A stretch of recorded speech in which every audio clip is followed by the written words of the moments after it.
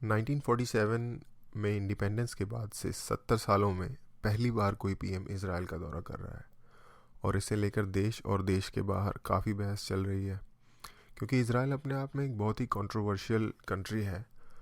और इसके बारे में सिचुएशन इतनी डिवाइसिव है कि कोई भी कंट्री या तो इसराइल के साथ हो सकती है या उसके अगेंस्ट। इसके बीच का कोई डिप्लोमेटिक रास्ता नहीं निकल सकता। मेरा मतलब कहने का ये है कि इसराइल के बारे में ज़्यादातर देशों का व्यू इस तरीके से है कि या तो आप उसके दुश्मन हो या तो आप उसके साथ हो। फॉर एग्ज़ाम्पल अमेरिका इसराइल के साथ है, या और most of the Arab Nations Israel के अगेंस्ट हैं। वो जस्ट उसकी एग्जिस्टेंस के अगेंस्ट हैं। इंडिया पिछले 25 सालों से लगभग एक ऐसी सिचुएशन को लगातार बैलेंस करने की कोशिश कर रहा था जहां वो इसराइल के साथ कई सेक्टर्स में कन्वर्जेंस कोऑपरेशन कर रहा था। फॉर एग्ज़ाम्पल रिसर्च में, फॉर एग्ज़ाम्पल एग्रीकल्चर में, डिफेंस से रिलेटेड रिसर्च में, लेकिन साथ ही वो पैलेस्टाइन कॉज को भी मोरल सपोर्ट दे रहा था। जैसे कि पिछले साल 2016 में यूएन में पैलेस्टाइन के लिए लाए गए एक इजरायली रेजोल्यूशन के अगेंस्ट इंडिया ने वोट किया। तो इस तरीके से इंडिया किसी तरीके से बैलेंस कर रहा था दोनों देशों के बीच में सिचुएशन को, ताकि वो बिल्कुल इसराइल के अगेंस्ट भी ना लगे और ना ही वो पैलेस्टाइन के अगेंस्ट लगे। तो पिछले 25 साल से इसलिए क्योंकि 1992 में एक प्रॉपर डिप्लोमेटिक चैनल एस्टैब्लिश हुआ दोनों कंट्रीज़ के बीच। उससे पहले इसराइल को इंडिया ने 1950 में रिकॉग्नाइज़ कर तो दिया था, बट कोई डिप्लोमेटिक रिलेशन नहीं था दोनों देशों के बीच में। वो एक्चुअली 1992 से स्टार्ट हुआ। तो इस पूरे ड्यूरेशन में इसराइल का इन्फ्लुएंस और पावर पूरी दुनिया में लगातार बढ़ता रहा और अभी भी बढ़ रहा है। और वहीं पर पैलेस्टाइन धीरे धीरे फेड होता रहा, अपनी पावर घटाता रहा, उसका जो कॉज है वो कमज़ोर पड़ता रहा, और अब तो ऑलमोस्ट उसकी एग्जिस्टेंस ही एक धुंधली सी हो गई है। मतलब उसको एक कम्प्लीटली एक पूरी कंट्री भी रिकॉग्नाइज नहीं किया जाता। अब ये सिचुएशन हो गई है। इसके साथ ही इसराइल लगातार कई सालों से इंडिया को डिफेंस में, एग्रीकल्चर में और दूसरी चीज़ों में अपनी तरफ से कॉपरेशन देता रहा है, और वो भी ऑलमोस्ट वन साइडेडली। इंडिया से उसने कुछ ज़्यादा एक्सपेक्ट नहीं किया। और फॉर एग्जांपल अगर कोई टेक्नोलॉजी दी तो उसका प्राइस तो लिया, बट कोई जैसे मोरल सपोर्ट या यूएन के लेवल पे इस तरीके का कोई दोस्ती वाला सिचुएशन नहीं था। बट धीरे धीरे जैसे इंडिया को भी उसके फेवर्स को लगातार नेगेट नहीं कर सकता था बहुत टाइम तक, तो इसलिए दोनों देशों का ट्रेड इंक्रीज़ होता रहा। और अब तो इस विज़िट के साथ जो फॉर्मल टाइज़ हैं वो पूरी तरीके से इस्टेब्लिश हुए माने जा सकते हैं, जैसे कि किसी भी दो कंट्रीज़ के बीच के फॉर्मल टाइज़ होते हैं उसी लेवल पर।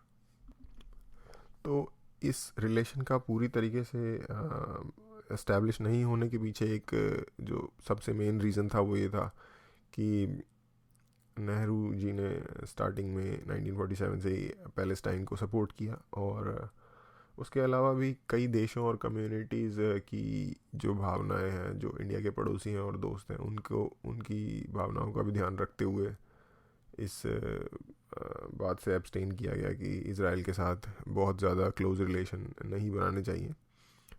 तो कई कंट्रीज़ को इससे परेशानी भी हो सकती है कि, या निराशा हो सकती है कि इंडिया के पीएम ने इसराइल को विज़िट किया है। लेकिन ज़्यादातर देश इस बात को समझते हैं कि भारत और इसराइल की जो दोस्ती है वो सिर्फ आपस के एक दूसरे के फ़ायदे के लिए है और किसी तीसरे देश के अगेंस्ट नहीं है।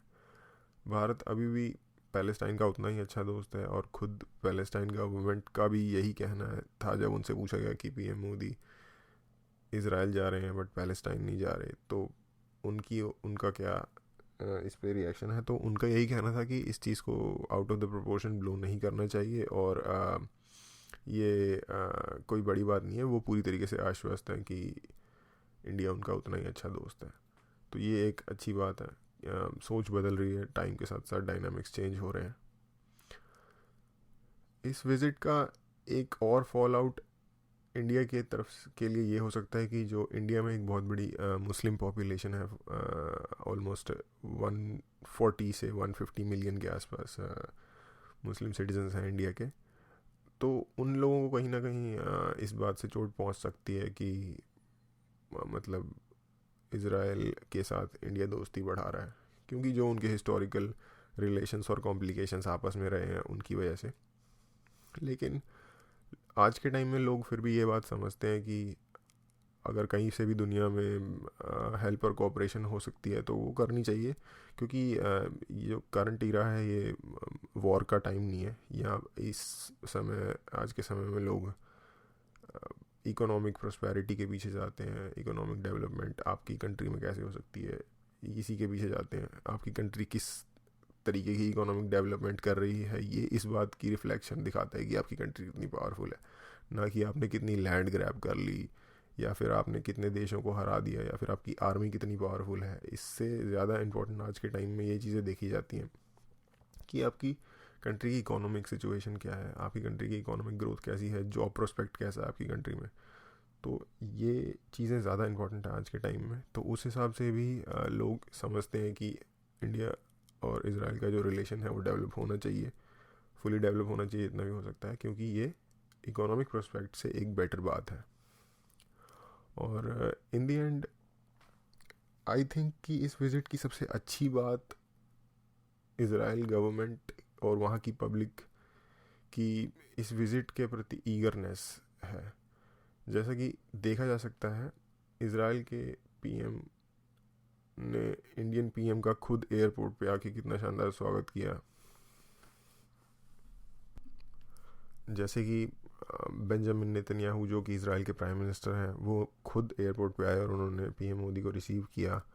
और उनकी बातों से और जो वहाँ के लोग हैं उनकी बातों से और वहाँ उनके जेस्चर से साफ पता चलता है कि पीएम मोदी के इज़राइल जाने पे वहाँ के लोग और वहाँ की गवर्नमेंट कितनी खुश है।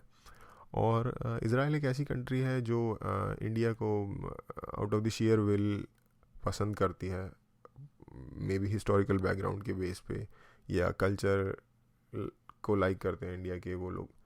तो जैसा भी है, बट वो हमें पसंद करते हैं, और ये अपने आप में एक बहुत खुश होने वाली और एक अच्छी बात है।